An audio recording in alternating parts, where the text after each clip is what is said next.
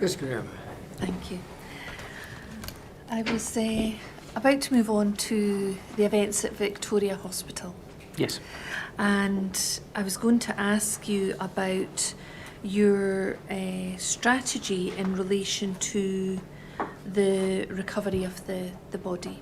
Yeah. Will we begin by looking at the forensic strategy document? I think there's some detail within that.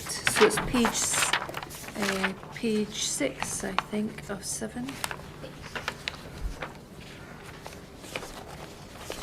Maybe we should maybe look at page 3 first of all, actually, because this was page 3 is the body of the actual strategy document itself, and we'll see that the priority listed as locus 1 relates to the deceased and the intention to forensically recover the body from the hospital, to recover clothing, to maximise forensic opportunities, prioritise submissions to the forensic lab and SEB. Could you explain what that means?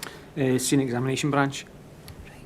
And when you say submissions, is that samples and the like? Yeah, so the forensic lab would be the samples coming from the mortuary or from the hospital itself, and the scene examination branch would be anything we need to do, such as fingerprints, photographs, video around the deceased at that time. Right. And then to work in conjunction and direction of the appointed PERC investigating officer allocated to the scene. I'm interested, at the time that you are preparing this, or Houston prepared the strategy document, but at the time you're discussing it and approving it, what was the nature of the connection with PERC at that stage? During the preparation?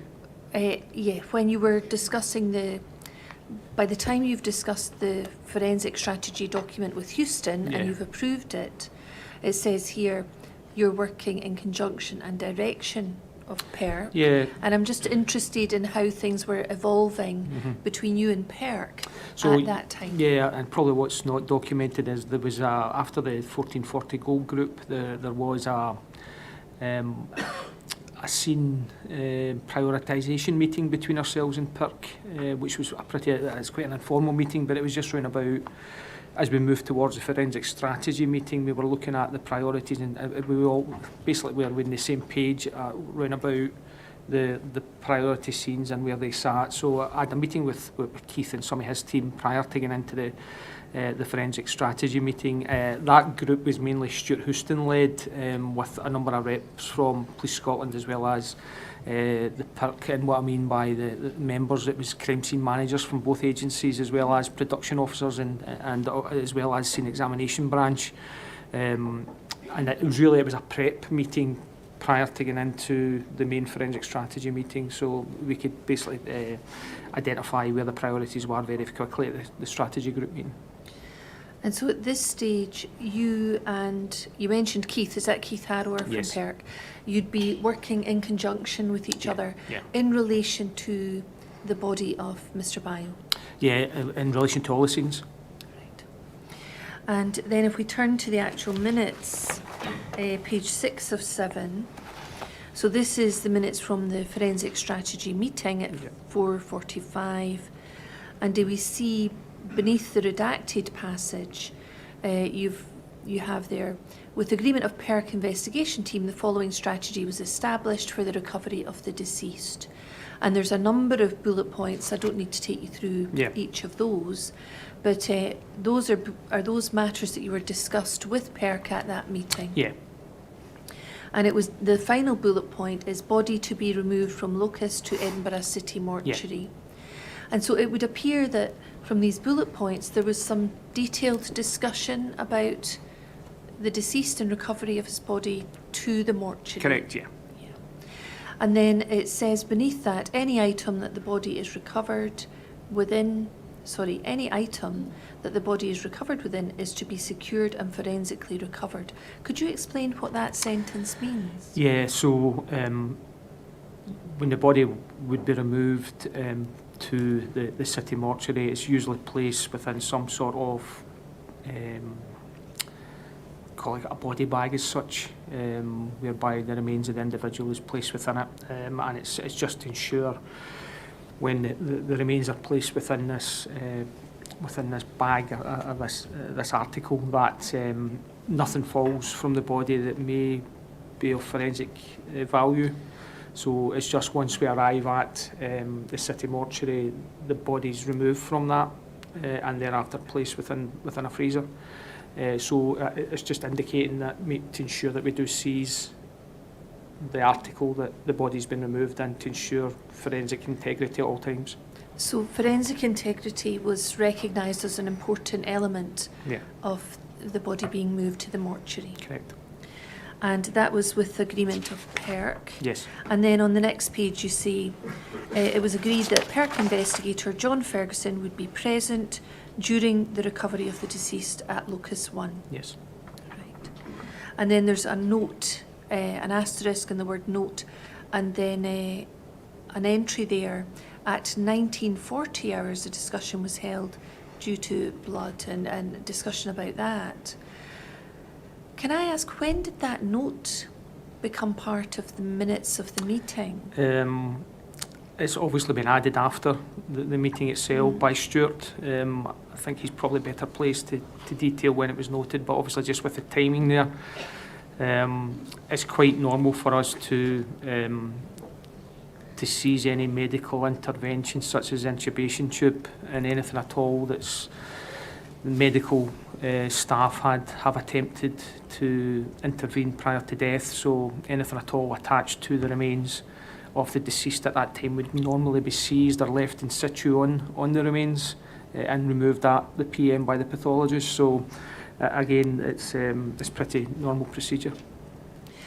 And then in terms of the procedure in Victoria Hospital, what was your understanding of how forensic integrity was being maintained at the hospital? Yeah, so after he was, Mr. Bio was pronounced life extinct or was deceased, we had detectives outside the resuscitation room at that time, and this was through early discussion with Colin when I became aware of the incident. So again,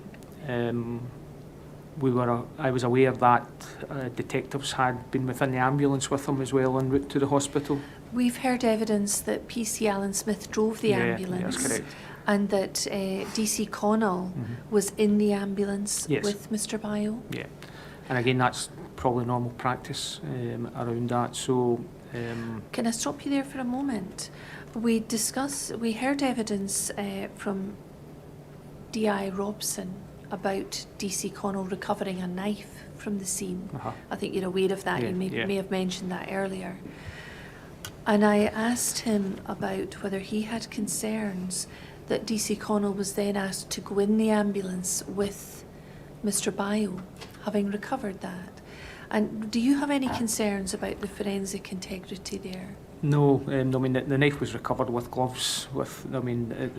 At that time, after being photographed by, I think, a mobile phone, if I recall. So, not in particular. No, I mean, it was really for continuity of the evidential chain that we had an officer, a detective within it, within the rear of the ambulance, and there are various reasons for that. I mean, sometimes it's due to a remark made by an injured party within the ambulance, or something that's said which may again prove to be of evidential value. So again, that's best practice to have someone there, and it's not unusual for a police officer to drive an ambulance either. Right, thank you. Sorry, I interrupted. We were talking about the events in the hospital. Yeah. And when did you become aware? You obviously became aware, you said previously, D.I. Robson contacted you to say that Mr. Bio life had been pronounced extinct at 0904, and he contacted you thereafter to tell you. Yeah, so there was an earlier call round about, I think it was about 8:45 or thereabouts by Colin, and it was just really a quick call round about the update that Mr. Bio was poorly, and at that time I just indicated, did we have sufficient resources at the hospital, and Colin would have known that would have meant that did we have detectives outside the resuscitation room in the event that he did succumb at that stage. So I knew that the detectives were at the Victoria, and on Mr Bio passing away, we simply moved his remains to a side room which was secured, and we had a uniform officer outside at all times to prevent any access. And so your understanding is they were initially outside the resuscitation room, Yep. and then outside the side room? Yes. And that, what was the purpose of that? It's really just to ensure integrity of the remains of the deceased. To make sure no one interfered Yeah. with them? Absolutely. And when you became aware at 8:45 with your conversation with D.I. Robson, and then subsequently became aware that Mr. Bio had died, before you became aware that he died, were you concerned about forensic integrity? Did you have a discussion with Robson about ensuring that? To be honest with you, not at that time at 8:45. It was really just a quick call that Mr Bio was poorly and more likely to prove at that time. So it was about, do we have sufficient resources at Hayfield Road and at the hospital to manage the deceased if this does occur. So again, I mean, Colin, the expectation from myself to Colin is that he's fully aware of the integrity of any scene. So I mean, I wouldn't at that time basically try to speak to him about scene integrity when I've worked with Colin before and I know how competent he is around such matters. When you're trying to maintain forensic integrity, apart from having officers standing outside a room, are there any normal procedures with regard to how they're dressed or forensic clothing or anything along those Not lines? particularly at the hospital. No, they would just be probably in suits as they would turn up for duty that particular day. But it was more about making sure that once life is pronounced extinct, there's no further interference, for want of a better word, with the remains by medical practitioners. Once they've PLE'd or pronounced life extinct, that thereafter we would seize the remains at that particular time. And as I say, there would be aspects of medical intervention, drips, intubation tubes and so on and so forth, probably still with the body at that time. But we would seize it as it is at that time, other than the medical practitioners attempting to remove them and as such. So again, it's just with, and again, just with the training of the detectives, they're aware of these aspects of it and through experience as well. So no, they would just be in suits, I think the answer to your question is. And you wouldn't expect the officers to interfere in any way with the No, body? Absolutely not. Or to be involved in removing clothing or anything No. of that sort? And what about if there's samples to be collected from the medical practitioners? That's quite common. So usually with incidents, usually homicides in particular, there is usually an aspect of pre-transfusion blood. There's usually a pre-transfusion blood sample to be obtained. So again, as part of the responsibilities of the detectives deployed to the hospital to be obtained that pre-transfusion blood sample to ensure all the clothing has been seized. A lot of the time it's cut off and maybe left on the floor or under the bed or whatever else, just to ensure that we don't lose anything at all at that time.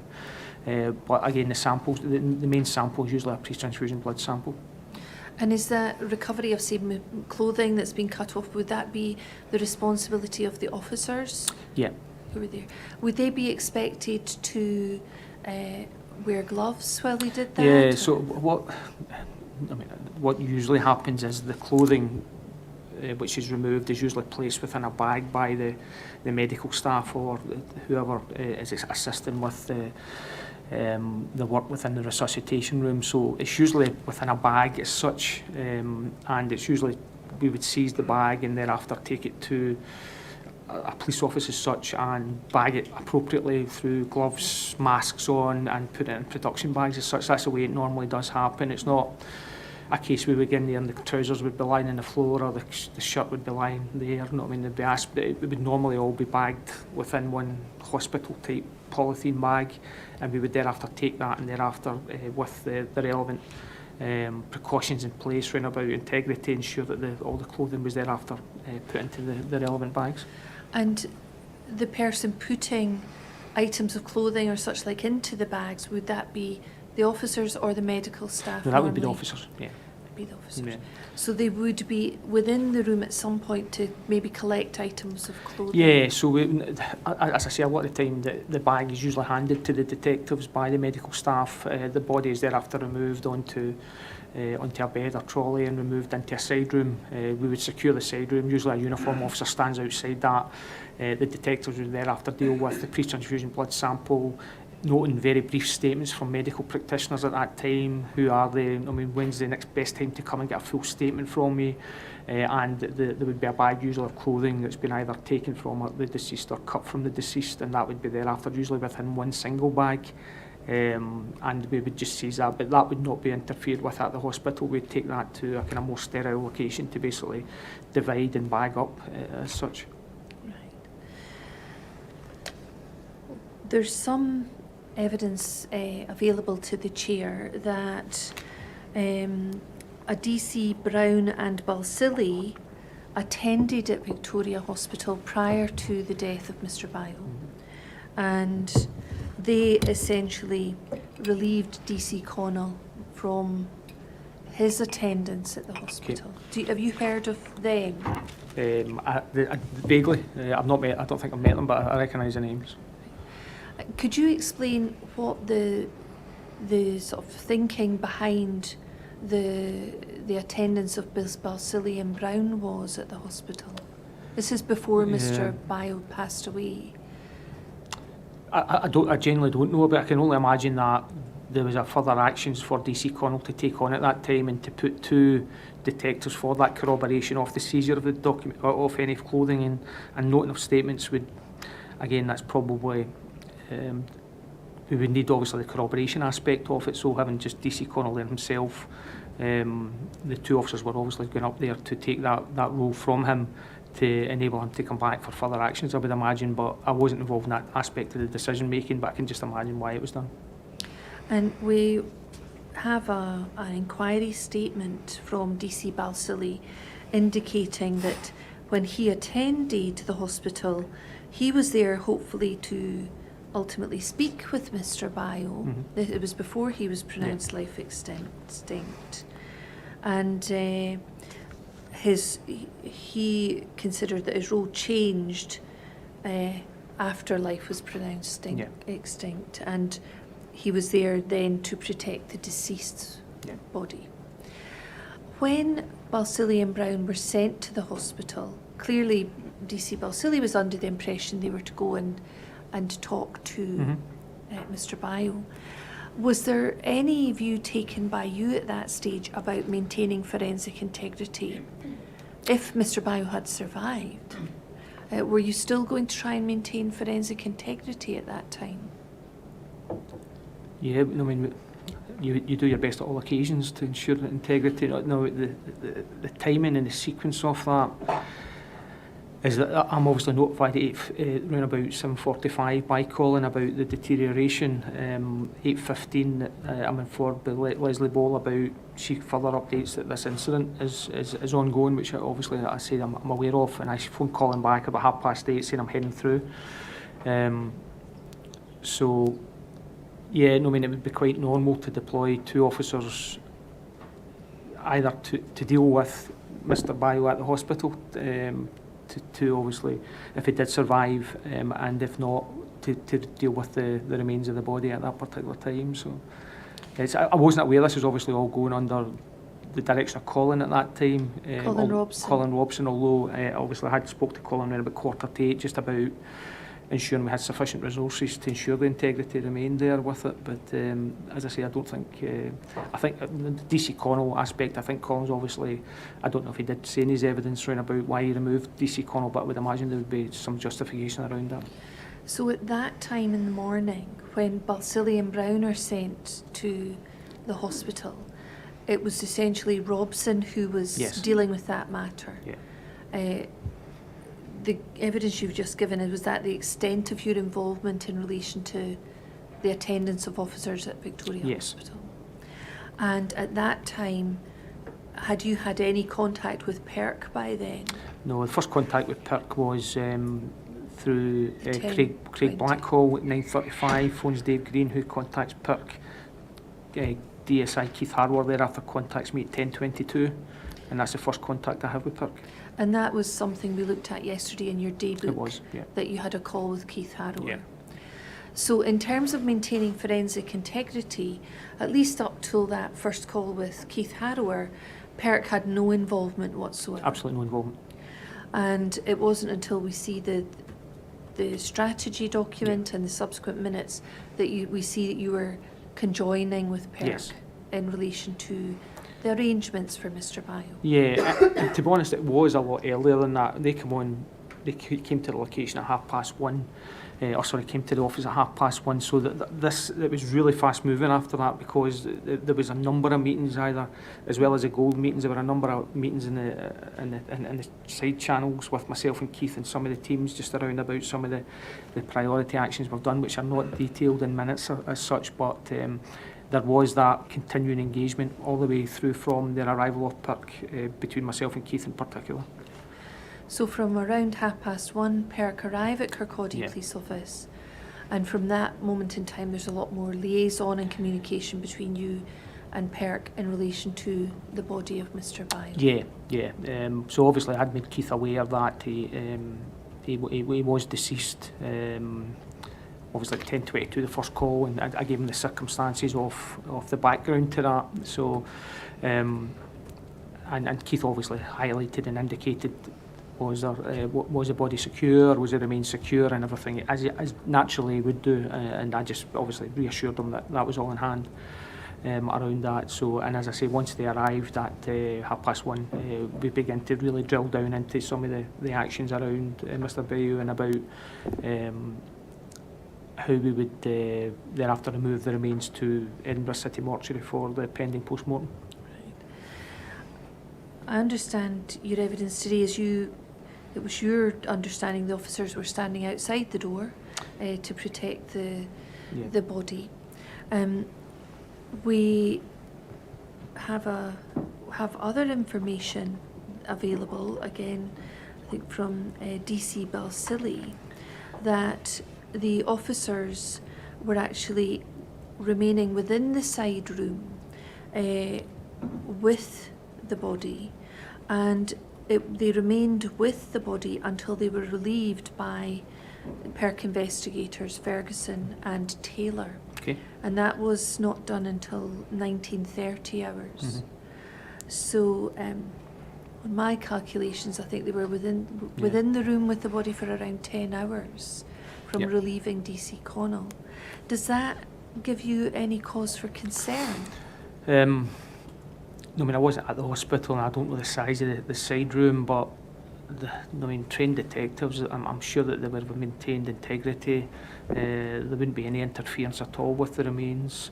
My understanding was from speaking to Colin, as I recall, there was a uniform officer outside that room. So I can recall Colin informing me around that. But again, the aspect that around integrity is paramount now. Whether the officers or the detectives are outside a room or within a room, the main aspect is that there's no interference at all with the remains of Mr. Bayou. And information available to the chair would suggest that they weren't wearing any forensic clothing at that time. Does that cause you any concern at all? That would, 9 times out of 10, that's the way it usually happens, is that you're not attending at the accident and emergency with your white forensic suit. On a number of occasions, you're basically there when the individual unfortunately passes away, and you have to thereafter take the action and the activity around that. The main aspect is that there is no interference at all with the remains of the deceased, and as I say, the detectives are trained around that, about that integrity aspect of it. We have, as I said, an inquiry statement from DC Balsillie. I can put it on the screen, SBPI 262, and it's paragraphs 24 and 25. This is an inquiry statement, same sort of procedure as you've gone through yourself. And he says, I'm asked if there are standard forensic protocols in place that need to be followed when you're conducting this kind of locus protection and seizing these kinds of productions. I wasn't aware at the time that all deaths and or deaths that are regarded as in police custody have to be treated in such a manner that you had to be forensically aware. I wasn't aware of that. And at no time was I instructed to wear any of that equipment whilst in the room adjacent to where the deceased was. Can I just ask you, does this give you any cause for concern as SIO? The officers didn't appear to be aware about any need to observe the forensic integrity. I mean, I see from what they have, I mean, they're simply wearing gloves. There is no... Just, that's in paragraph 25. So is it below, 24? just so people can see it. We also see in paragraph 25 that he says there was a very limited police supply at the hospital. Yeah. So other than wearing a pair of rubber gloves, which is what we did, other than wearing these gloves, we had no facility to wear a white suit or the boots, hairnet, etc. And that other than wearing the gloves, which he did. So he definitely was wearing gloves. Yes, yeah. From his statement. No, I mean, ultimately, no, I mean, if they can have a white forensic suit there, no, I mean, that's obviously best practice. But the main aspect is that there is no interference with the body. They're there mainly for security and integrity more than to basically forensically interfere with the body as such. I mean, we're not asking them to take samples. We're simply asking them almost just to secure the remains at that particular time. And not obviously to go near the body or interfere with the remains in any way. So, can I ask you about 25? And I appreciate you weren't at the hospital that day. I'm interested to see this reference to very limited police supplies at the hospital. Is it normal practice for there to be police supplies at a hospital? Yeah, I can only speak from my own experience, and working within the kind of Glasgow area, we regularly would dispatch police supplies to the main hospitals within Glasgow. So there were that ready supply of gloves, boots, suits, masks, hairnets, so on and so forth. We would take them down to the hospital and give them a supply as such. Why is that done? It's mainly just it's to ensure that it's mainly for a policing purpose. The fact is that if we do spontaneously turn up at an incident which thereafter involves the requirement for integrity of the deceased, or it ends up a homicide, or there's a serious sexual offence that's been occurred, that we can basically, other than having to go to the car or try to dig out or call for someone to come from a nearby office, that there is a supply of potential kit that's available there that we don't basically we can put hands on almost right away. And who in the police is responsible for making sure there are police supplies at a hospital? So it was mainly the CID within the offices that I worked at would basically be that liaison into the A&Es mainly of the hospitals. Right. And I won't ask you about the resources in the hospital. I know you weren't there. Yeah. But can I ask you, who then had overall responsibility for Mr. Bio's body at the point the remains were taken from the hospital to the mortuary? At that point, had responsibility handed over to PERC?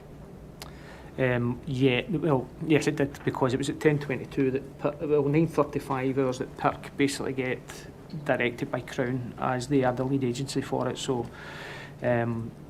by the time the body was removed to the city mortuary, they had, obviously there was a number of hours had passed since they had been given the direction to lead on it. So ultimately it would be PERC. However, the remains and the ownership sits with Crown, with PERC just being the agents obviously around that. Can I just be clear about one thing you say in your statement, and I don't need to put this on the screen. You say the seizure and transfer of a deceased to the city mortuary is under my remit. And I'd just like to be clear, when you say remit, but it's the responsibility of PERC. Can you explain? Yeah, I think I was just trying to say it's the responsibility of an SIO, ultimately, for the safe transfer, ensuring integrity of the remains, moving between the hospital and the city mortuary. So, for example, to ensure integrity and continuity, we would put 2 detectives in a car behind the vehicle with the remains of the deceased in it. So they would be at all times present with the deceased en route to the city mortuary. So we would not lose sight of that. And again, once we're at the mortuary, the detectives would be there whilst the body's removed, and thereafter the forms and the various the correspondence is basically completed for the entry of the body into the mortuary. So again, that's all taken care of by the same detectives who would be within the hospital conveying the remains, and thereafter entry into the city mortuary as such. So all of that remains the responsibility of the SIO? Yes. Even where PERC have effectively taken over the lead investigation? Yeah, sorry, I maybe confused things here. I think I was trying to say either the SIO from PERC or myself. So in this occasion, it would be the SIO for PERC who would have the responsibility, because it had passed to Keith at 9:35. So when you've said in your statement, the seizure and transfer of a deceased to the mortuary is under my remit, do you wish to sort of clarify that? Yeah, I think it's the remit of the SIO for the investigation. So although I was at Police Scotland SIO at the time, ultimately the lead SIO who had the strategic oversight of the whole investigation was Keith Harrow for PERC as actioned by Crown. Thank you. Can we look at the terms of the minutes of the first Gold Group meeting? We've mentioned this a few times today. Yep. I'd like to look at PS 06491. I'm not sure if you have a hard copy of this in your folder, but it's certainly on the screen. Okay. And so this is the minutes from the 11:30. This is the first meeting of the Gold Group. Yes. And we see there present, ACC Nicholson was chairing it. We've heard from you yesterday, he was the Gold Commander. Correct. Chief Superintendent McEwen is present, he's the Silver Command. Yeah. And then we also have present yourself and Leslie Bowl, Chief Inspector Shepherd and DI Robson. And then if we look at the terms of reference, I'd just like briefly to ask you about these. So this is listed as Gold Strategy, Gary McEwen, and the final paragraph in black ink says, ensure the integrity, interest and reputation of the Police Service of Scotland and its staff is maintained and safeguarded. But then underneath that it says in red, agreed that wording of terms of reference would be considered and amended for future meetings to provide terminology specific to circumstances of incident. Are you able to explain to us a little bit about this? Yeah, so basically the terms of reference for the majority of goal groups are almost a standard pro forma as such, and it's mainly a lift from a previous goal group that you would simply superimpose onto the agenda for the incident you're dealing with, because they mainly all impact on integrity of investigation, support and reassurance to the family, community impact, media, and ultimately to bring the community back to some sort of normality at that time. So again, I was slightly late into this meeting, and the discussion was ongoing. I can recall when I came in, round about the fact it was not specific to it, and I recall there was some discussion around about that last point about the integrity, interest and reputation of Police Scotland is maintained, and whether or not that had to be basically, there had to be some, it had to be elaborated slightly. Why were you late? So I had a discussion at that time just before going into the goal group with Amanda Given. We've heard she was the Federation. Yeah, rep. And that was around about the status of the officers and the request for operational statements. We'll come on to that later. So, can I ask, the paragraph about ensuring the integrity, interest and reputation of the police, Did that paragraph have any impact on the way you conducted the investigation that day? Absolutely not. And it was part of the discussion on the day that would, at that meeting, that the wording would be considered further. Yeah. And then can we look at 2? You'll see that says factual update, Detective Inspector Robson. We've heard evidence from Robson that, I think I spoke to you yesterday about this, he saw this meeting as a handover to you and he gave the update based on his awareness to that point. And if we can come down slightly, it says the events relating to the deceased being conveyed to the hospital, his treatment and subsequent PLE were outlined, and thereafter the process in an effort to identify him. And then the circumstances of the subsequent call from Colette Bell, also summarised to provide details of an incident that occurred prior to police and involvement which led to identification of male. At this meeting, were you clear about the identification of the male at Hayfield Road as Mr. Bio? Yes. And as I understand it, by that stage, the death message had been given to Colette Bell. Yeah. And then it comes on to item 3, investigative process. And your name and DCS Bowles' name are next to this. Can you tell us about this item on the agenda? Yeah, it's basically the SIO will provide that investigative update. It's quite normal, particularly at the first goal group or even subsequent goal groups, that the initial aspect of how the incident developed is usually by the on-call detective inspector, such as Colin, who gives the kind of preamble into it, but thereafter when it comes to the investigative strategy, it's usually handed over to the SIO at that particular time. So again, I provided the full update, as you can see, around that. I think Leslie interjected with 1 or 2 different points, but in the main, that was the bullet points there are all the aspects that I provided updates on in that respect. And we've heard some evidence about one of the bullet points which says CT considerations raised by ACC and to be reviewed by NIB. Can you tell us about the discussion regarding that? I think I raised that yesterday as one of the hypotheses around it, which was quickly eliminated, but with Mr Nicholson's background, he was I think he was a CT commander. He kind of raised the issue again. Were we quite happy that there was no inference to any CT-related motivation, counter-terrorism-related motivation, which at that time I was pretty happy there wasn't, but they just asked for a further review by NIB, which is the National Intelligence Bureau, and that links thereafter into some of our more sensitive intelligence areas that we can basically have access to around that CT arena. So although you gave evidence yesterday about your own thoughts about CT, and I don't need to go back to that, was it again raised by ACC Nicholson at this meeting? Yes. Rather than raised by you as part of a discussion? Yeah. By this stage, had you, in your own mind, eliminated the hypothesis? Yeah. And did you have a discussion about why you'd eliminated with Nicholson? Yes, at that forum. At the meeting. Yeah.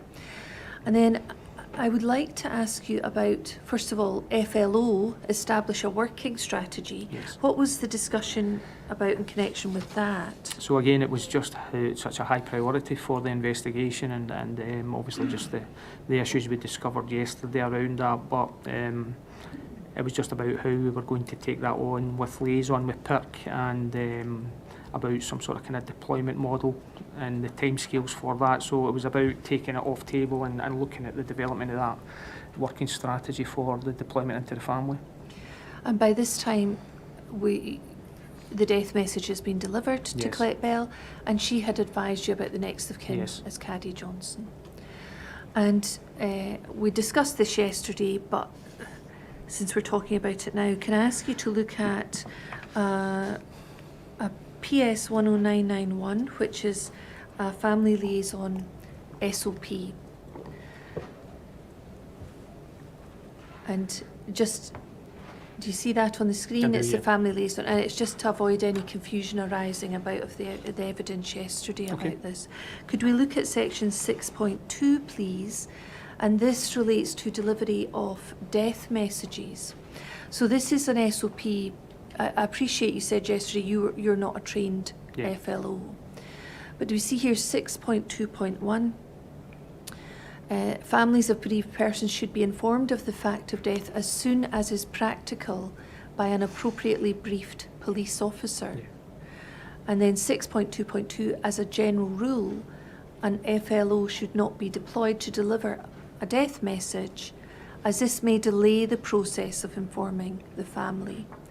And then 6.2.3 talks about a risk assessment Yes. being carried out. And 6.2.4 says the deployment of an FLO to pass a death message would conflict with this requirement, compromising the risk assessment process. And it goes on to make a number of points. Where a decision is taken to deploy an FLO to carry out this task, careful consideration as to the circumstances and reason for doing so must be made by the SIO, and such decisions should be recorded in the SIO policy file and FLO logbook. And so I think yesterday I asked you questions about why there wasn't a wait for an FLO to deliver a death message. According to this SOP, that wouldn't be the appropriate procedure. Yes, unless the circumstances dictate otherwise. And did you have consideration whether circumstances dictated otherwise? Yeah, and that came from the discussion with Keith Harrower, where Keith suggested it would be beneficial to deploy 2 flows from Police Scotland at this early stage. Right. So again, as lead for the investigation, I agreed with that. And so, can you simply explain how the process panned out with your discussions with Keith Harrower? Because on the face of this SOP, the recommendation seems to be, or the guidance seems to be, families should be informed as soon as practical by an appropriately briefed police officer, rather than an FLO. Yes. And in fact, the general rule is the FLO should not be deployed. Yeah. So that's the general rule. But obviously there's a process envisaged where that could be changed. So can you explain to us the discussion with Keith? The discussion was around the fact that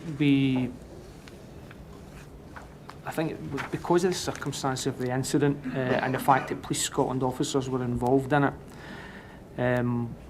to send 2 untrained officers to the family, as we did do, I anticipated, and Keith anticipated, may cause some sort of conflict, who would not be trained in a manner to, or have the experience to handle difficult questions or difficult scenarios being asked of them as such. So again, through the discussion with Keith, Keith made the decision at that time that we would look at deploying initially Police Scotland flows, and thereafter there would be a handover later on, either that day or I think it was the following day on the 4th, to PIRC flows once they actually became on board with the investigation. So I think it was the circumstances of the challenging incident that we were dealing with that was the trigger for deploying Police Scotland flows. Now, if we had the Police Scotland flows and we deployed them within the hour, I anticipate there would still have been significant issues around that, to be honest. As I said yesterday, so I take what the Supt states there. It's always extremely beneficial to get the message to the family, as I indicated yesterday, out as soon as possible. The decision with Keith, through consultation with myself and about the Police Scotland flows being deployed, I could see the benefit of that because it wasn't a normal situation. So I could see why we were basically going down that route in respect of it. But I do take the point that that's what's stated in the SOP. But again, standard operating procedures there as the way it should be done. But again, there are some circumstances, as 6.2.4 indicates, that not all circumstances fit as they should on every occasion. So sometimes you have to have that flexibility around it. We've heard that it was Perk Flows who ultimately made contact with the family Yes. late on the 3rd of May. Yes. But yesterday you did talk about Police Scotland Flows Mhm. being recalled to duty Yes. and arriving at Kirkcaldy Police Office. Correct. Were they ultimately briefed by police? Mitchell and Parker, we've heard, may have been involved with briefing. Yeah, so they were fellows. briefed, but I did say yesterday in respect to that matter is that the discussion after the second visit to the family and the conflict that was causing with the family refusing to engage and not wanting to speak to Police Scotland officers at that time, or any local officers, I think what it was as well, was the fact that the discussion with Rory Nicholson, myself, Leslie Bowl, Gary McEwen, was around, and Keith Harrower obviously involved in that as well, was that are we going to gain anything further here, or is it just simply going to aggravate an already really sensitive matter by deploying now Police Scotland Flows to the family? So we were all in agreement with that. The fact is we didn't think there was any benefit at that stage of deploying Police Scotland Flows because of the situation we found ourselves in at that stage, and to move towards, at that stage it was Gary McEwen being deployed to the family to try to basically explain a bit more about the incident, and that thereafter progressed through the evening to after the Gold Group to Keith Harrower, and the direction at that time from the ACC around the fact that the PIRC would deploy Flows and Keith Harrower would make contact with the family, and as I say, Keith made contact with the family I think about 10 o'clock that evening. So I think that's a kind of timeline in the sequence of events. I don't know if that answers your question. Thank you. So the Police Scotland Flows were never deployed to the family because of the tensions which you were aware of? Yes. Is there any note that we can look at in your daybook or your policy file that would help us identify your reasoning in relation to the flows? Or I don't think there is, but that was the feeling at the time, that because as you put quite rightly, the tension between Police Scotland and the family unit at that time was so significant.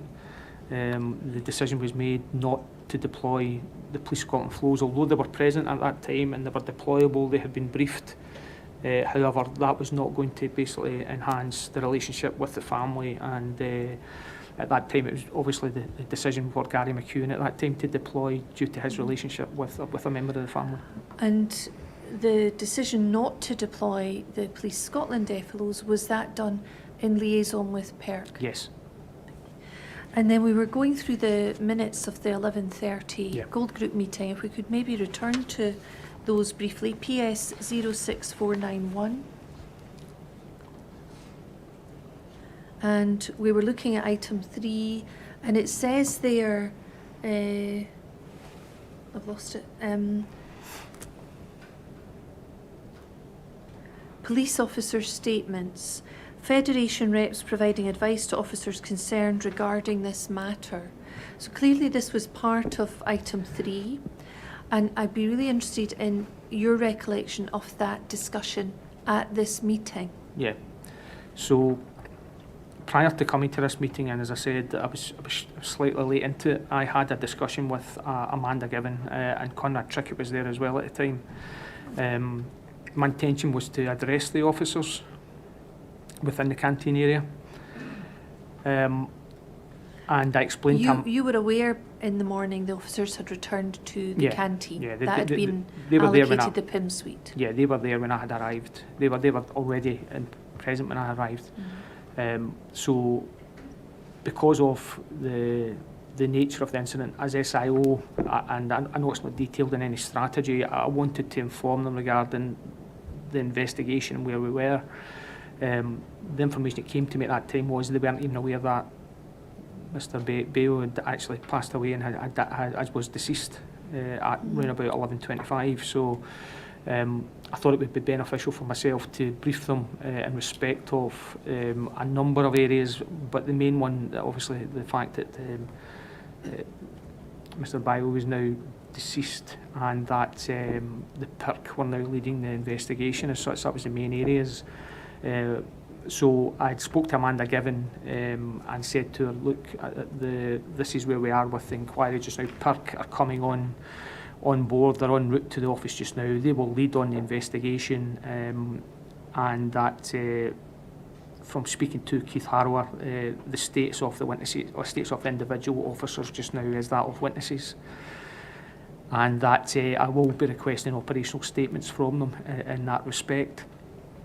So Amanda basically stated that her advice to them at that time was not to provide any operational statements prior to seeking legal advice. And I said to Amanda, I appreciate your position around that, but I am still going to request operational statements because they were witnesses. Thank you. Now, where did this discussion with Amanda Given take place? Just inside the canteen, or just outside the door of the canteen. I think it was just inside the door of the canteen. Was that the first time you'd been down to the canteen? It was, yeah. Did you speak to the officers at that time? I did, yes. And can we see any reference in your daybook? No, I don't think there is, because it was a very, very brief update that I gave them because I was running into the goal group at that particular time, and as I say, that's why I was late into the goal group. But the circumstances of it were such that in the notation within the minutes for the 11:30 goal group about the Federation rep providing advice was given to me 5 minutes before I actually went into the goal group by Amanda, that was their position at that particular time. Right. I do, however, with the disclosure, it is detailed within Nicky Shepherd's daybook that I provided that update around the fact that the status of them was that they were witnesses and that statements were going to be provided, but the Federation had advised until legal advice is sought not to provide statements. Right. It's 5-3. We will be shortly inviting the chair to have a short break for the benefit of the transcriber. I will see if we can get a copy of that daybook, but I don't have it at the moment. Yeah. But in the next 5 minutes, I would like to look at your daybook. Yes. And maybe see if there is anything that we can gather from this. Now, we've looked at page 5 previously. Your daybook is 18269. And page 5. And at the top of page 5, on the right-hand side, we can see the reference to the gold group is at 11:40. The minutes say 11:30, but roughly that's the time, is it? I think that's the time I came into it. Right. I think that's why I was late into the goal group. And it says next to that chair ACC, and we know the chair was ACC Yeah. Nicholson. So just immediately above the reference to the gold group meeting is you've got things written there. Mm-hmm. Is there anything written there that helps you or refers to this discussion with Amanda Given at all? No, because it was simply a very quick 5-minute discussion. I didn't actually expect to meet Amanda in there at that time. However, Amanda had come into a room I was sharing with Colin Robson around about 10:05 that morning to introduce herself to me. That she was there obviously to provide support to the officers, and she gave me her business card as such. And at that time I said I'd catch up with her through the course of the morning as such. So you were sharing a room with Colin Robson? So on arrival at 9:15 I initially went to speak to Gary McEwen, and then after speaking to Gary McEwen, Colin took me to a room within the CID area where basically at that time, as I said yesterday, with the details on my daybook round about the call cards, we sat and went through the call cards and the priority actions at that time. And whilst doing that, Amanda Given came into the room at that time and introduced herself and left a calling card as such around. Left a business card saying that she was there, and I said I'd catch up with her later on through the course of the morning. We've heard evidence that DS Dursley shared a room with Colin Robson, and Colin Robson gave evidence to that effect and said he'd moved in and out. So Were you sharing a room with Robson or No, no? I don't know whose room it was. It was a room. I've been in Corrie 3 times, and it was just a room I was using within Was that. DS Dursley there? No. No. No, I think I only spoke to DS Dursley once through the course of the day, and that was a death message. But it was a room I was utilising as an SIL room. Colin Robson came in, Stuart Houston was in and out as well. But I don't know whose room it was, to be honest. So the room you were using was Robson coming in and out of that Yes. rather than sitting? Yes, yeah, with he you? wasn't working out it. Right, thank you.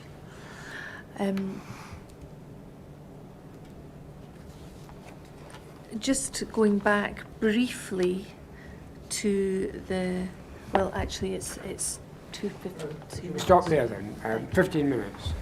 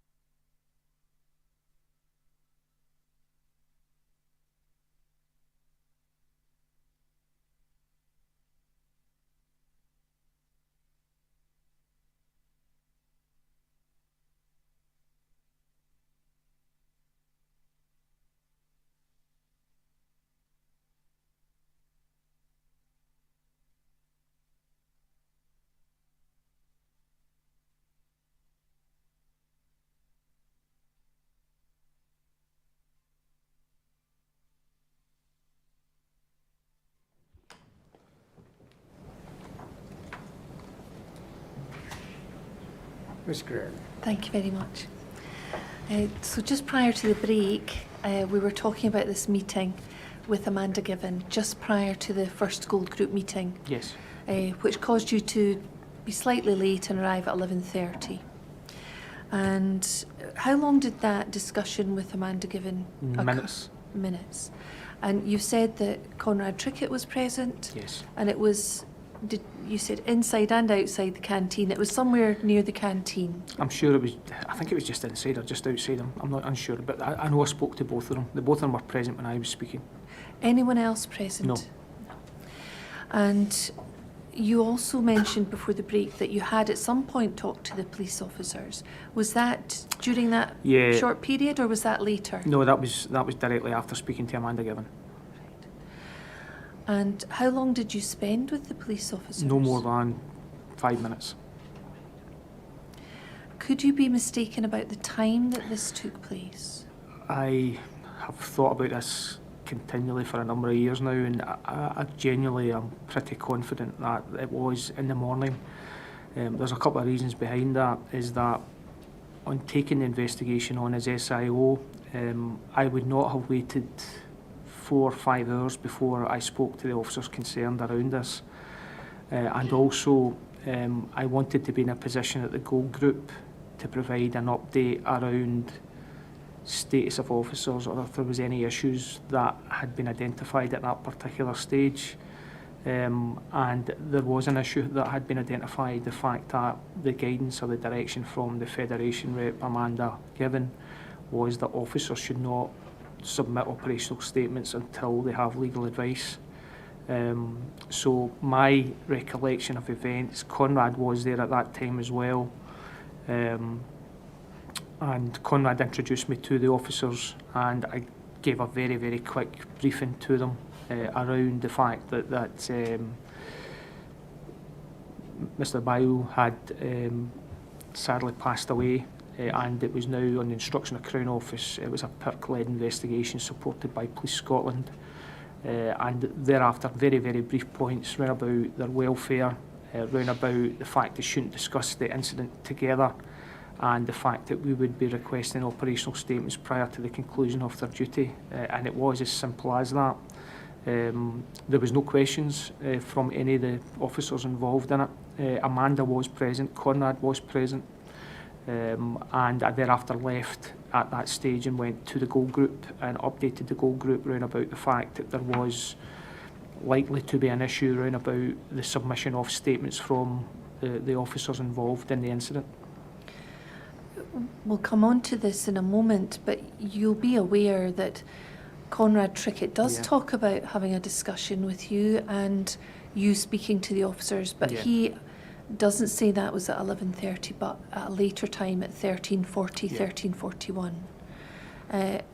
So in relation to that, despite knowing that, do you still feel confident about your assessment of the time? So again, just to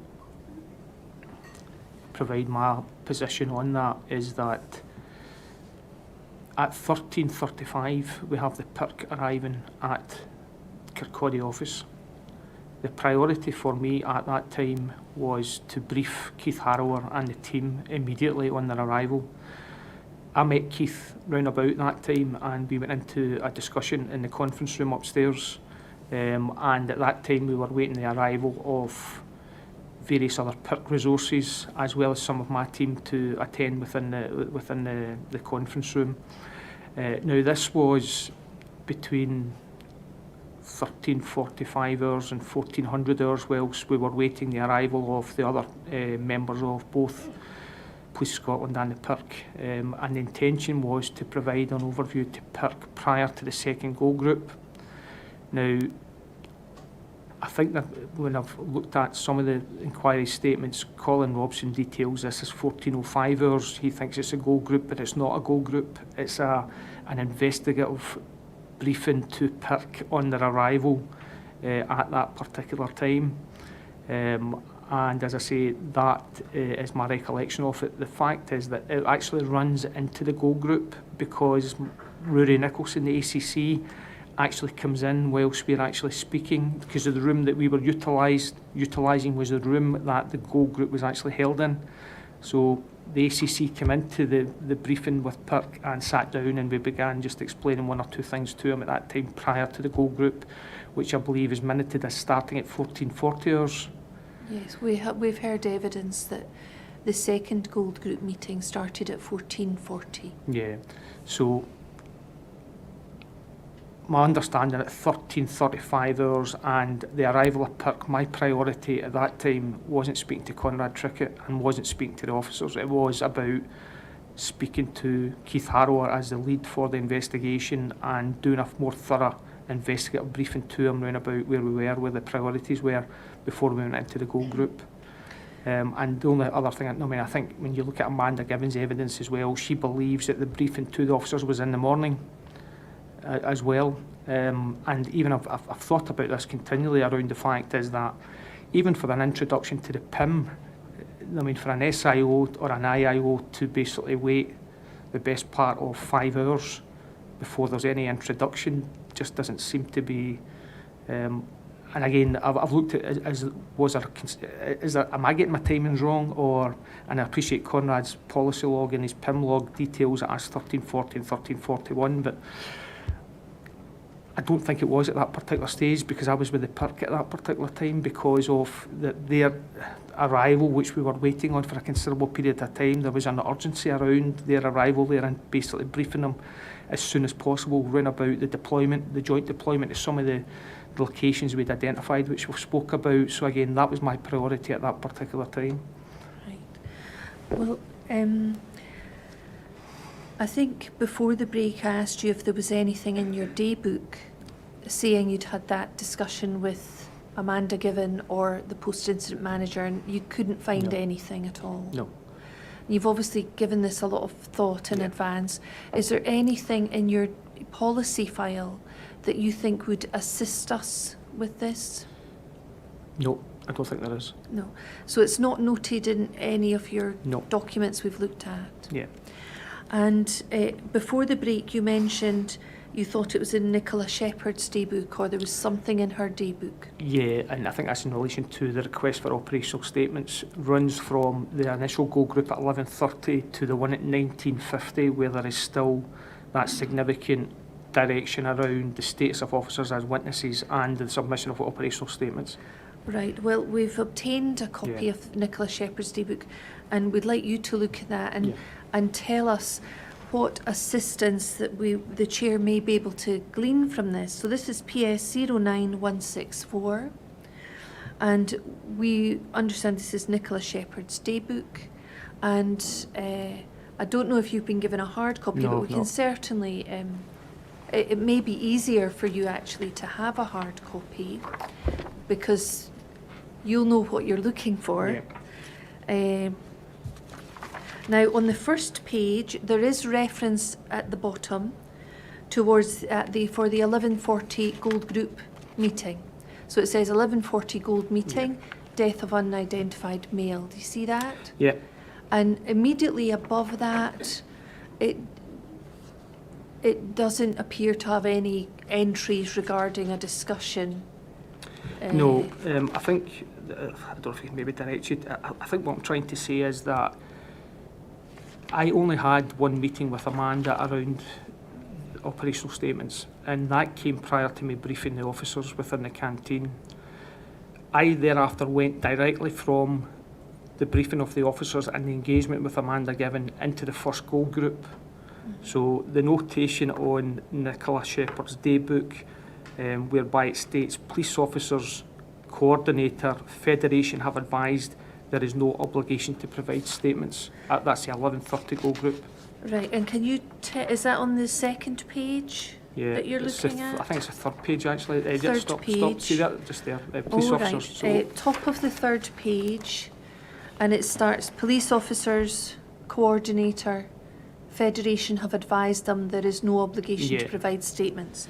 And is this part of her, we've not heard evidence from Nicola Shepherd yet, but does this appear to be part of the notes for the 11:30 goal group? The gold group meeting.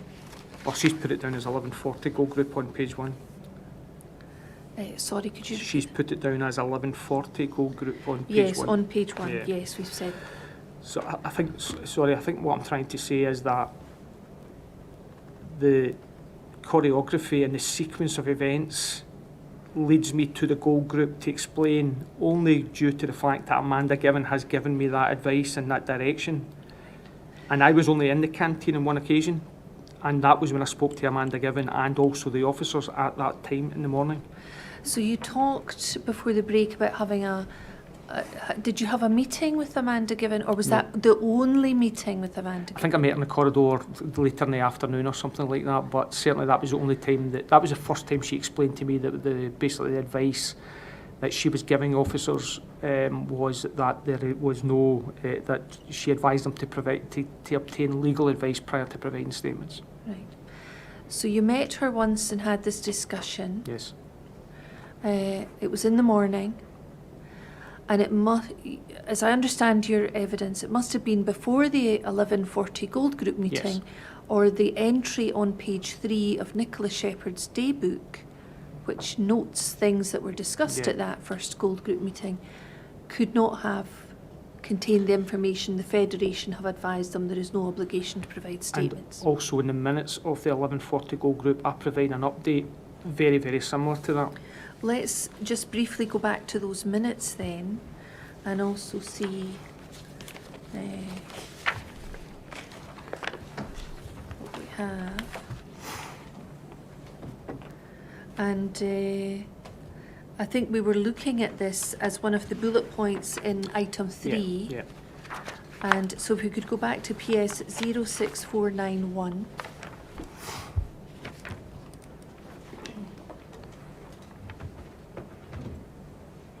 And if we look at page 2, item 3, and we see there, we'd looked before the break at the bullet point, police officers' statements, Yes. towards the end, Federation reps providing advice to officers concerned regarding this matter. And although we've not heard from Nicola Shepherd, your view is that the comment that she's handwritten in her day book tallies with Corroborates what the I've said. minute Yes. that we see here, that the Federation reps are providing advice. Yes. And that was in that first Gold Group meeting and discussed at that meeting, Yes. because you'd had this discussion with Amanda Given. Correct. Now, in the break, we checked Amanda Given's inquiry statement, and this is SBPI 00072. Now, it may not be on the, we might not be able to put that on the screen, Yep. but my understanding is that she makes no mention of a discussion just shortly prior to Yeah. 11:30, prior to the Gold Group meeting, in or outside the canteen. Mhm. But she does talk about coming up to a room where Yeah. she met with you. So nowhere near the or I don't know geographically, but not in the canteen or Yeah. outside the canteen, but in a room That's to correct. come up and speak to you. Yeah. And I think it was D.I. Robson. Yeah, and that's what I explained before the break, that myself and Colin are going through the call cards within that room, and we had the discussion whose room was it. Mhm. And I said at that time, Amanda Given comes in, introduces herself and gives me her business card, and that was around about 10:15, 10:30. So was that the first time you'd met Yes. Amanda Given Yes. that day? And the second time Was down in the canteen around about 11:30. and then you mentioned a moment ago you maybe saw her somewhere in the afternoon in the corridor. Yes, yes. So 3 occasions where your paths crossed. Do you remember that first meeting with Amanda Given? Tell us about that. The one in the room. In the room. So that Amanda came in. We were in myself and Colin were sitting going through the call cards. I was identifying the priorities. So as we've already seen in the day book, round about the list of priorities, the call cards which we already discussed yesterday, the 3 locations, Arn Crescent, and so on and so forth. So Amanda comes in at that particular time and introduces herself, and she basically says that she's there to support the officers, that she's been called out, and she's a Federation rep. She gives me a business card, And at that time, I basically, it's really, really busy at that particular stage, and I said to her I'd catch up with her later in the morning around it. So again, with that, it was my intention to speak to the officers prior, as I said to you, into the goal group, the first initial goal group around that. And that's the occasion I spoke to Amanda within the canteen area.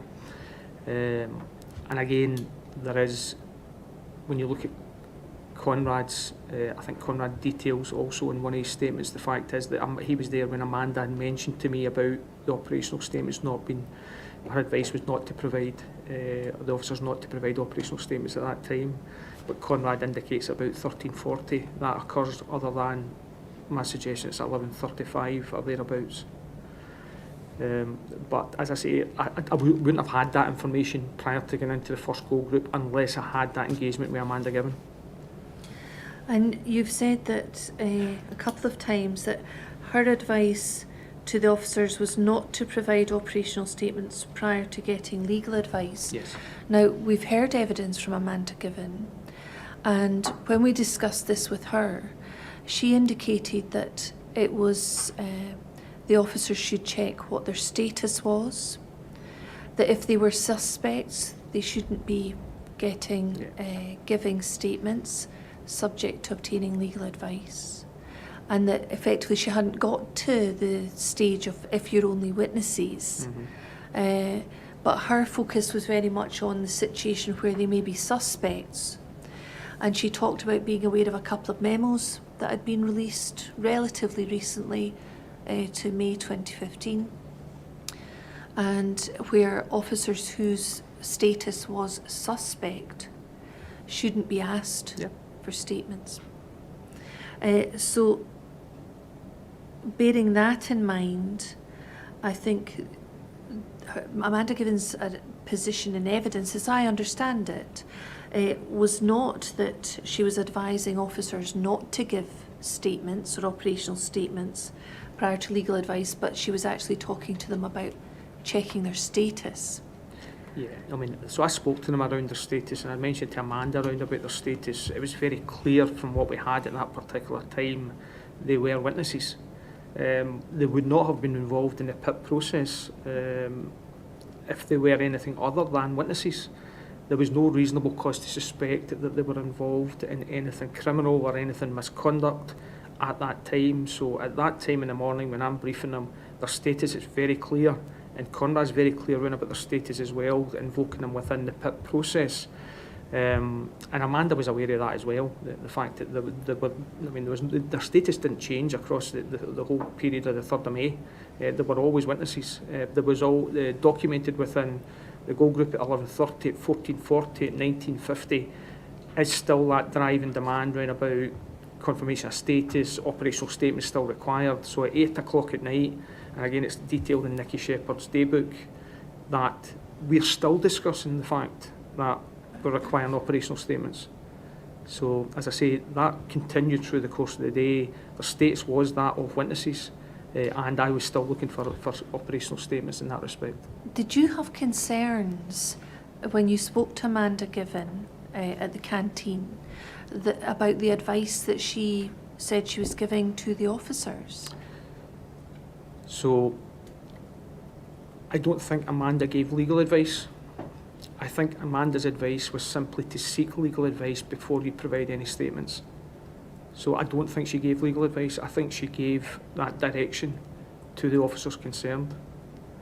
I don't think she actually gave legal advice as in the whole aspect of... No. But did you have concerns that she was advising officers not to provide operational statements prior to seeking legal advice? That's what I have you noted as saying. Sorry, when did I say that? Before the break, I wrote it down. I can check the transcript if you want to see exactly what you said. I mean, they've every right to seek legal advice before giving a statement under PIP. So, no, I don't think I would have said that. My concern was the fact that there seemed to be a hold on the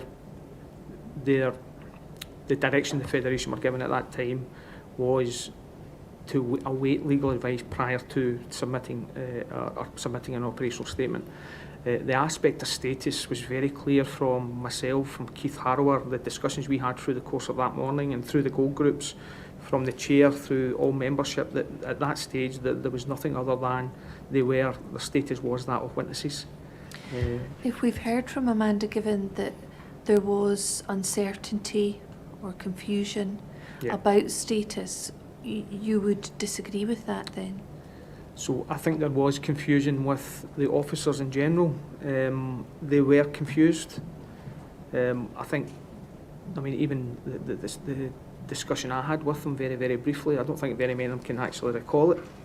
As far as I recall, they were traumatised. There was so much information getting put to them at that particular time. They were getting involved in a whole new process under post-incident procedure, which they had no training in and no awareness in.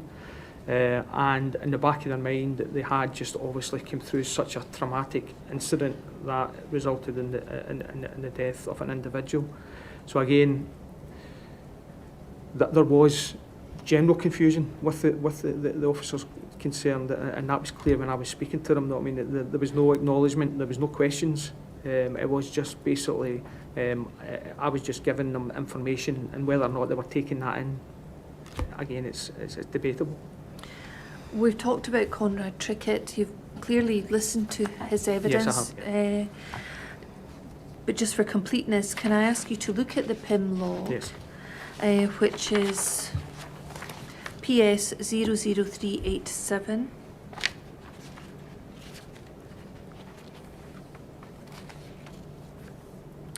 And if we could look at page 13, please.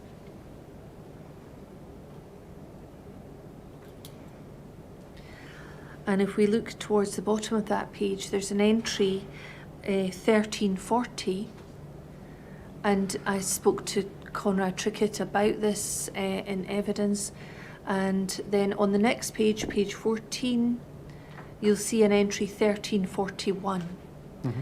And we'll go over the detail of this in a moment, but as I understand his evidence, he was saying this was his PIM log that he noted at the table as you were sitting talking to the officers. So it was a contemporaneous account. Yeah. And I think with the 1340 entry on the previous page, he explained it hadn't lasted a minute, but it had been about 5 minutes, and it had been prior to you actually talking to the officers in the canteen. And that had been prepared, if you like, retrospectively. Yeah. So 1340, his notes in the PIM log are initial discussion with SIO, Superintendent Pat Campbell. As I understand his evidence, he said that was the first time you'd spoken to him. Yep. Perk inquiry, take external clothing, and then the entry on the last line, no need to take statements. You see that? Yeah. And then on the next page, which follows on, so no need to take statements at this time. And his evidence was that it was clear to me that he didn't want any accounts to be provided to the officers at that time.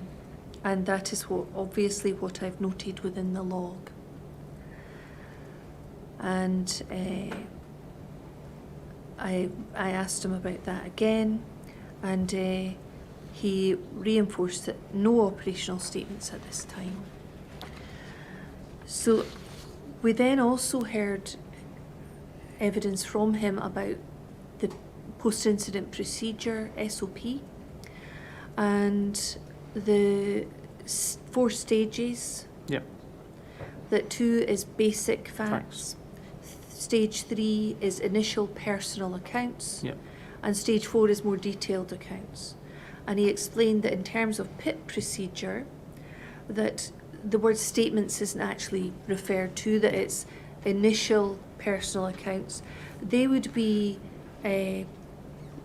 up to or less than a page of A4. Mm-hmm. They're reasonably briefer than the normal operational statements. And that is a stage 3 that can be done before officers leave their duty that day. He explained that stage 4 was a more detailed account, Yeah. and that would not be required that day under PIP. It would be required 48 hours Yeah. or 2 sleep, two periods Sleep of patterns, rest, Yeah. up to 7 days. And that was the language he was speaking. And then he talked about you speaking a different language from him, that you were talking about statements, which is the normal Yeah. language that officers would use. So here he's noted, and again, if we can just move back to page 13, the no need to take statements at this time. He understood that you were not looking for statements at that time. And he didn't seek either initial or personal accounts or more detailed statements. And he wouldn't have expected to be seeking detailed statements that Anyway, day. So that's a summary of his evidence as I understand it. No, I mean, it does conflict with my awareness and what actually I believe happened around it, unfortunately. So, 27 years I've been in the police. This is the first time that a police officer has refused to provide an operational statement to me. Up until 2015 and from 2015 onwards, the only occasion. The normal activity or course of events for any SIO is that you look for operational statements prior to the officers going off duty. Now, from my discussion with Conrad, the whole aspect of personal initial accounts, I think he reduced that down almost to operational statements as well, or initial statements, other than utilising the phrase personal initial accounts. However, the drive that day, which is documented in all the goal groups, was the requirement for operational statements. We did not stop that. There was still a requirement for operational statements stroke personal initial accounts. So that never stopped. I mean, there was still that drive to basically obtain some sort of direction from the officers round about the use of force, who did what, who utilised PAVA, CS, who was involved in baton strikes, who was involved in the restraint. So again, that just doesn't sit well with me, the fact that I've stated that 1340. Now, 1340 is before the PIRC have actually arrived and been briefed by me. I just wouldn't have that. I mean, that decision is not my decision to make round about no operational statements. That decision would rest with Keith Harrower to basically make that decision as SIO for the investigation at that particular time. So again, I don't think 1340. 1340. So Keith has only arrived at that particular time, and I thereafter get into a briefing at him. At the 1440 group, we're still talking about their status and operational statements directly after this. So you think the question of status had not been resolved by PERC until after they arrived at Kirkcaldy? No. The question of status was very clear from my discussion with Keith Harrower at 10:20 and thereafter through the course of the morning. There was nothing to indicate any criminality or misconduct on the part of the officers at that time. There was no reasonable cause to suspect. So myself and Keith were very clear around that at that point. So, as I say, the aspect of the 1340, the quite detailed, on a number of occasions, no need to take statements, no need for operational statements. Ultimately, I was not the SIO at 1340, and I wouldn't be able to give that direction. That would have to come from Keith Harrower and from PIRC. I don't know if I've explained this very well. Do you feel that by 1340 you were no longer the SIO? At 1340, I'm meeting with Keith Harrower. Keith Harrower's just arrived at 1335. And I go into a briefing with Keith and with PIRC and with my own team, which is detailed. I think Colin Robson says it's at 1400 hours. We get into the briefing before the goal group, which is an investigative handover briefing, not handover, but an investigative briefing around it. So again, that matter round about no need to take statements, no request for operational statements, I cannot recall, and as an SIO, that was something I wouldn't actually say, because it was paramount that we had, and I think I've said it in my statement, the critical aspect of what we were missing through the investigation was who done what during the restraint on Hayfield Road. The timeline, the sequence of events from Aaron Crescent from the previous night to Martin Dick's house, all the way through to the members of the public and the cars seeing him, Mr. Bayo with the knife, and thereafter the restraint. It became very clear as we moved through that day round about what had occurred, obviously keeping an open mind to the hypotheses that we've already discussed.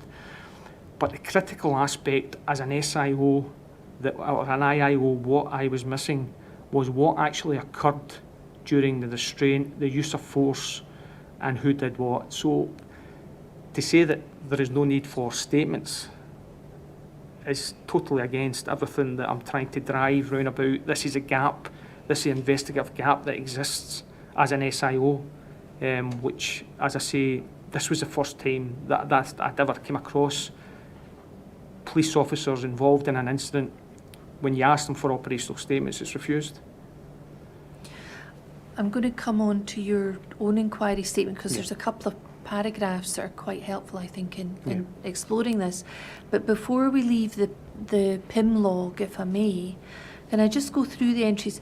Where it says take external clothing, do you agree that that was something that was Yes. part of the discussion? Yep. So that part is correct. Mm-hmm. And then, and it was a PERC inquiry. Yes. And that's correct. Can we move on to page 14, please? So this is 1341, and we heard evidence from Conrad Trickett that this is the part where you go into the canteen and Yep. speak to the officers. And he says, Detective Superintendent Pat Campbell speaks to officers, provides initial circumstances of inquiry to date. Do you remember if that is indeed what you did? It did, yes. It was a general overview, yeah. Thank you. And then it says, no suspicion on part of any officer. Do you remember telling the officers? No, I think it was more about their status. I detailed this. I said to them that the information and the evidence we have at this point that your status is that of witnesses. And while they were witnesses, was that because there was no suspicion on the part of any of the officers? Yeah, there was no reasonable cause to suspect with any of the evidence that we had obtained at that time that suspicion fell on them in respect of criminal conduct or even misconduct at that stage. So could you have conveyed to the officers that there was no suspicion on there at any It could have been taken like that, yeah. And then you say, in the PIM log it says, no injuries visual on deceased. Does that say occurred at the hospital? Or, examined. at the hospital. Thank you very much. Yeah. My ability to read handwriting isn't the best. So no injuries on deceased, examined at hospital. Do you remember if that was information that you shared with the officers? I can't recall saying that, but I may have said that just through I didn't have anything written down. It was just a... So you don't Just a have recall. any No. notes prepared No. as part of the No. discussion. And then it says 5 loci of deceased movements during Yeah. the night. Mm-hmm. Do you recall Yeah. whether that was part of your discussion with the officers? Yeah, I basically explained that we had we timelined the movements of the deceased through the night, and there was a number of locations which were now being examined. And we've looked at your day book and we've looked at the other things that show the 5 loci, Yeah. the forensic strategy meeting. And then there's a line saying clothing in bags. Now, from my recollection of Conrad Trickett's evidence, he wasn't exactly sure in his recollection Yeah. about what that meant. But do you remember talking to the officers Yeah. about their clothing? Yeah, it was about the fact we were looking to seize their clothing and their officer safety equipment. And if that clothing had been received and recovered, would that have been placed in bags? That was part of the forensic strategy, which thereafter happened later on when we brought them out individually into the room and forensically recovered their clothing and property. So do you remember talking to the officers and preparing them Yeah. for that possibility? And then it says no operational statements at this time. Yeah, and the only thing I can think of in respect to that is that has Conrad simply meant at this time, as in just now, whilst I'm speaking to him, about actually detailing their operational statement there and then. Because we see that phrase "at this time" Yeah. not only on page 14 in that section, but also it's the first line, "at this time," Yeah. which relates to the conversation prior to Yeah. this. Do you remember if you could have said or did say no operational statements at this time? No, I can't recall saying that, because I did emphasise the fact we would be looking for statements from them prior to them going off duty. So you did make a request Yeah, at Yeah, the canteen that absolutely. day? Yep. And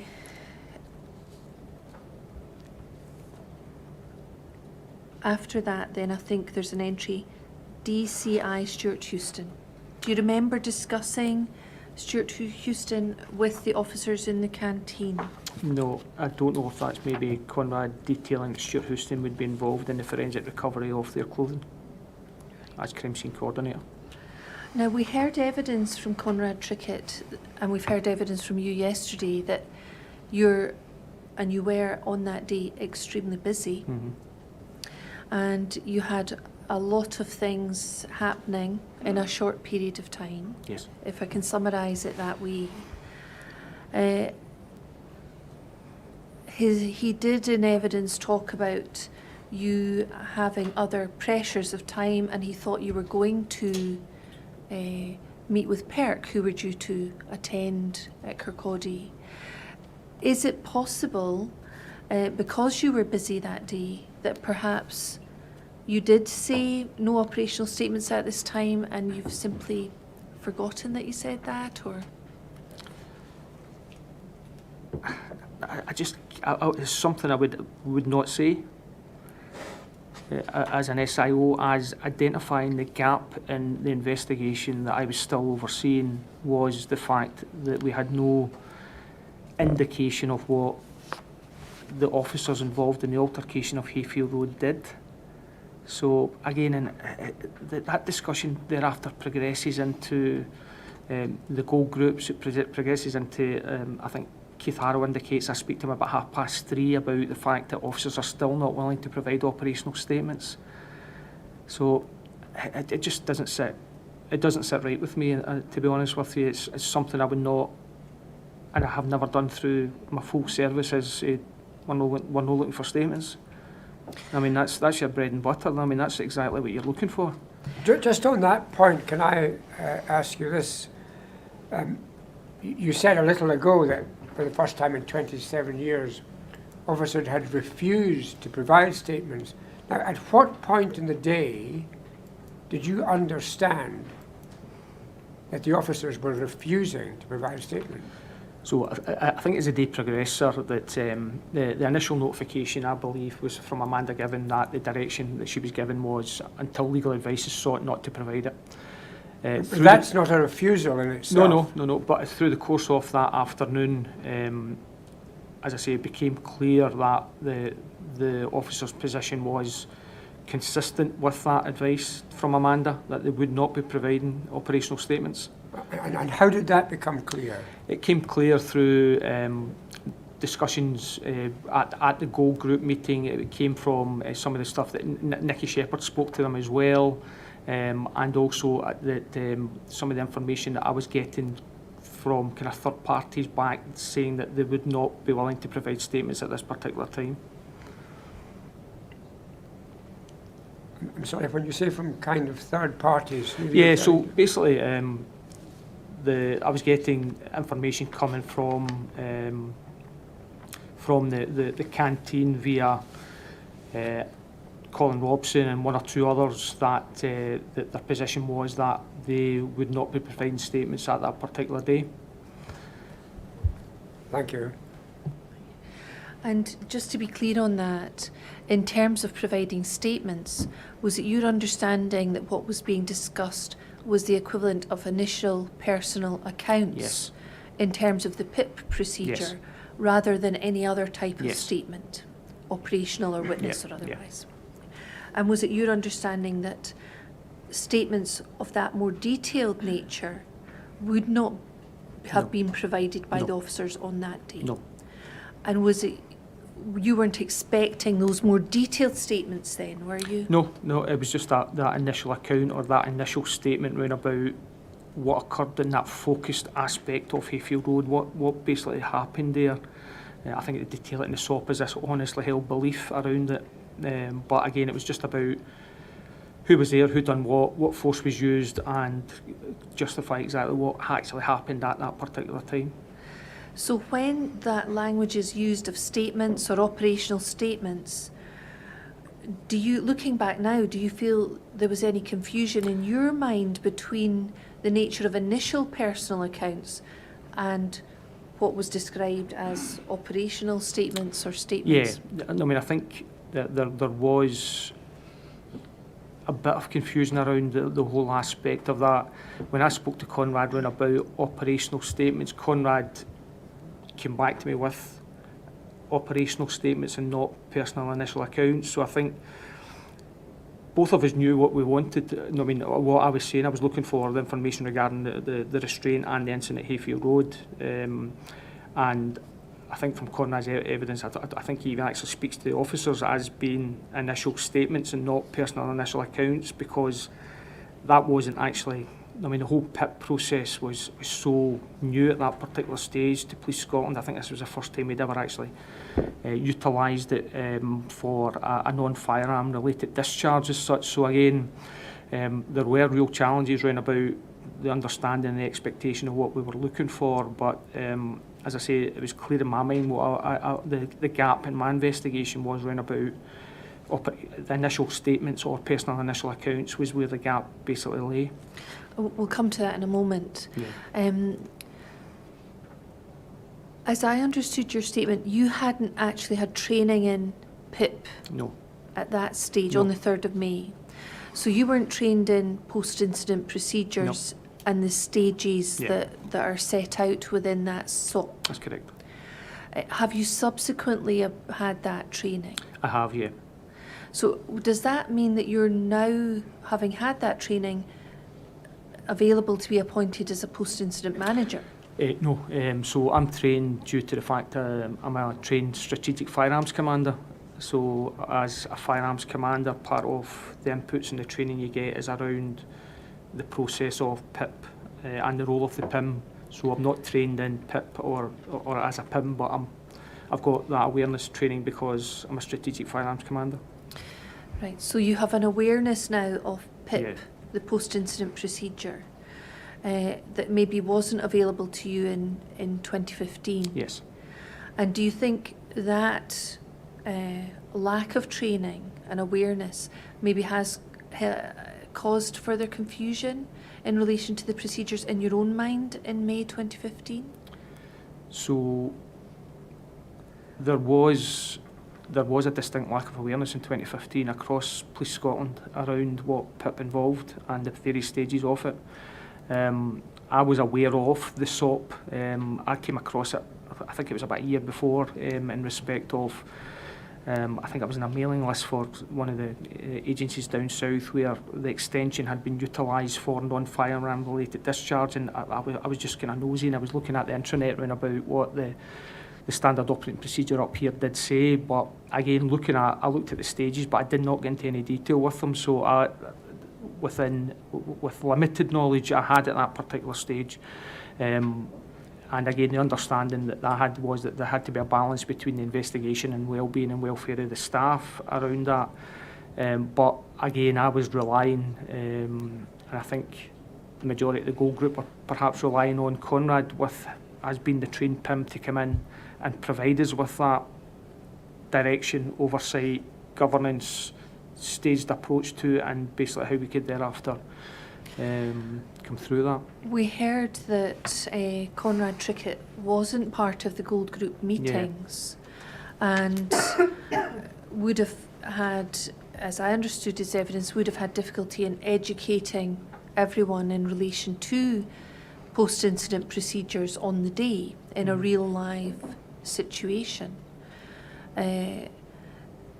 Looking back now, do you think having, for yourself and for others, having more information and education about PIP in those days might have been beneficial?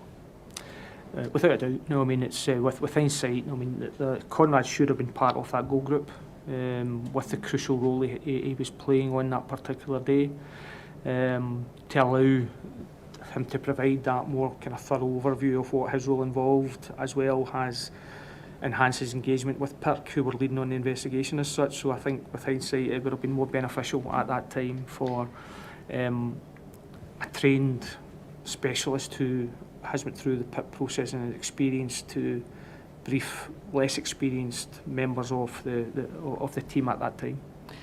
And we also heard that not just the individual officers may have lacked training in relation to PIP, but I wonder if you were aware to what extent the PERC at that time, they later joined the Gold Group meetings, not the first one, but later, to what extent were they aware of post-incident procedures and this distinction between Stage 3 initial personal accounts and the more detailed Stage 4 accounts? I think they were similar to ourselves. It was pretty limited knowledge that they had, if any at all. There hadn't been any awareness training across Police Scotland other than if you were an AFO, a firearms officer, or you were a PIM, or you were a strategic firearms commander, a tactical firearms commander. So again, that wider awareness, and again, when you look at the officers involved in this, they had no awareness at all around this whole PIP process and what that entailed. So again, it was education to not just them, but to the Gold Group as well, around about some of the intricacies of PIP and what it did involve. So again, at that time we had not deployed. I couldn't recall any other deployments of PIP within Police Scotland over the first 2 years for 2013. This was certainly the first deployment of PIP for a non-firearm related discharge, which we did not even have the standard operating procedure for. We had, Conrad on that day had to adapt the firearms Supt to basically incorporate his approach to it as such. So I think in answer to your question, there was distinct lack of awareness across both Police Scotland and PIRC. Thank you. You've mentioned a couple of times about you as SIO identifying a gap in your knowledge. Yeah. And just for completeness today, can we look at your inquiry statement? And paragraphs 95 and 97 are, we won't get both of them on the same page, they're on separate pages. If we start with 95,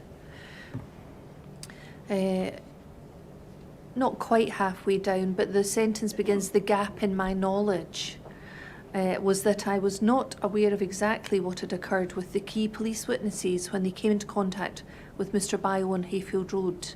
In the absence of eyewitness testimony at this stage, what were the actions and the use of force of the individual officers involved while restraining and arresting Mr. Bio?